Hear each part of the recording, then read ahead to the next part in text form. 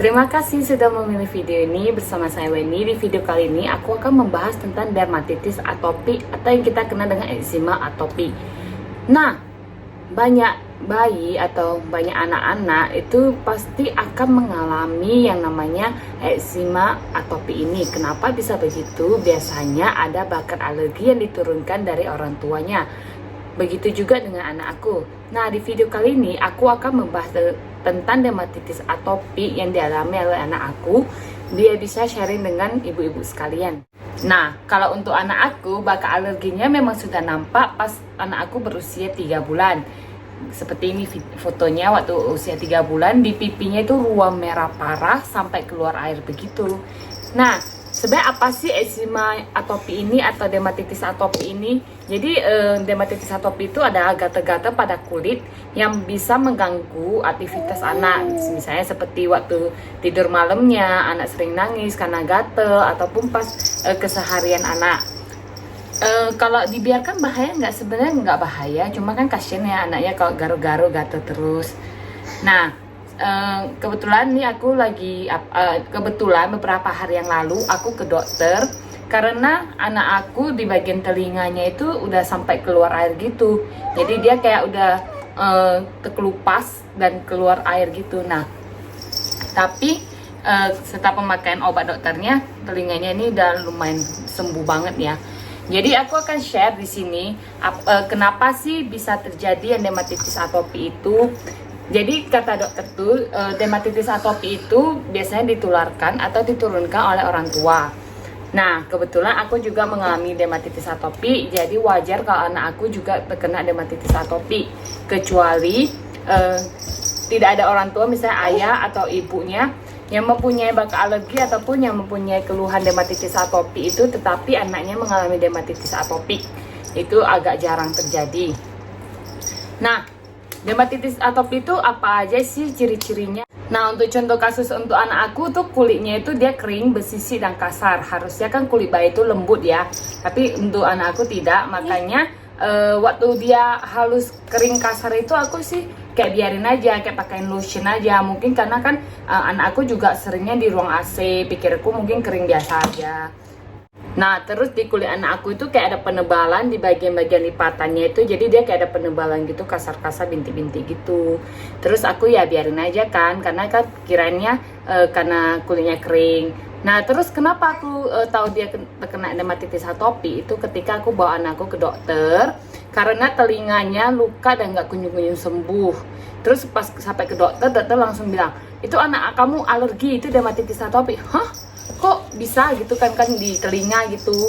Terus dokter bilang iya tuh udah infeksi karena luka, karena digaruk-garuknya kan gatel. Terus kata dokter harus cepat penanganannya karena kan kasihan kan gatel gitu, digaruk-garuk terus. Malam pun kalau tidur suka nangis karena gatelnya itu. Terus dokter pun memberikan salepnya racikan. Salep racikan itu dipakai. Salep itu, salep racikan itu dipakai anak aku tuh cuma 4 hari dan langsung kering kayak yang tadi di awal video itu yang kutunjukkan. Nah, jadi sebelum pakai salep itu telinganya kayak gini nih. Nah, koreng-koreng, terus menjalar gitu kan, karena dia ada keluar air gitu. Dia menjalar sampai makin banyak sampai di belakangnya juga ada gitu. Terus dokter juga menyarankan kalau anak misalnya kulitnya udah mulai kering, udah mulai bersisik, harus segera pakai pelembab.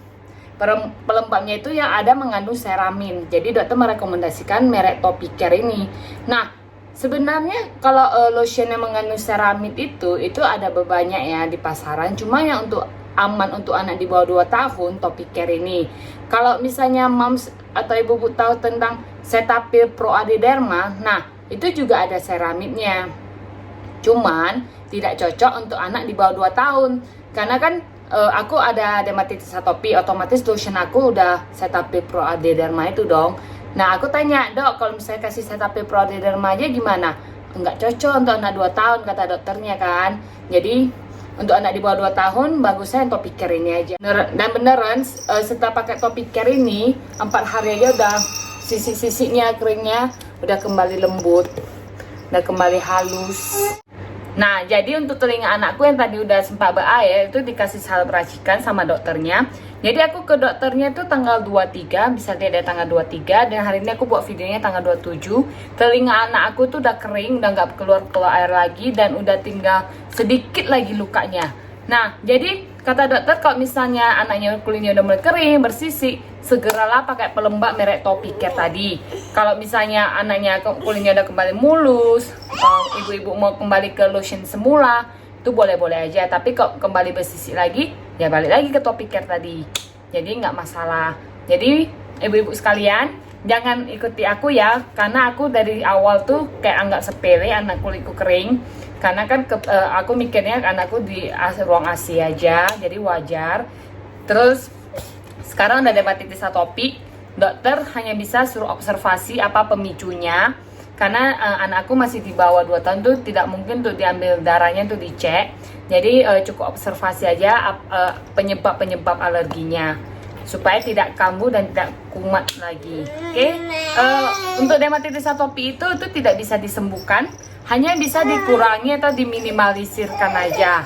Segitu aja sharingan aku tentang dermatitis atopik. Jadi aku pengen sharing ini supaya tidak ada ibu-ibu lain yang kayak menyepelekan kulit anak yang kering gitu, langsung cepat bertindak. Jangan sempat sudah dermatitis atopik kayak anak aku yang udah keluar cairan tadi baru sibuk ke dokter.